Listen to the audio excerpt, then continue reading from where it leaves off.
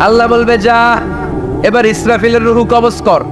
ইসরাফিল ফেরেশতা তখনও আল্লাহর আরশের দিকে ঠোঁটের মাঝখানে বিশাল সিংহটা নিয়ে তাকিয়ে আছে। ওই মুহূর্তে মালাকুল মাউত যে সালাম দিয়ে রূহটা কবজ করে ফেলবে। ইসরাফিলও নাই, ইসরাফিলও নাই। আল্লাহ বলবে যা দুনিয়ার সব নবীদের কাছে ওহী দিয়ে, কোরআন দিয়ে, ইনজিল দিয়ে, তাওরাত দিয়ে, জাবুর দিয়ে আমি যেই ফেরেশতাটারে পাঠাতাম ওই রূহুল আমিন জিব্রাইলের রূহটাও কবজ করে নিয়ে আয়। জিব্রাইলের রূহ কবজ হয়ে যাবে। এবার তিনজন কলিগই শেষ। আছে কেউ? আছে?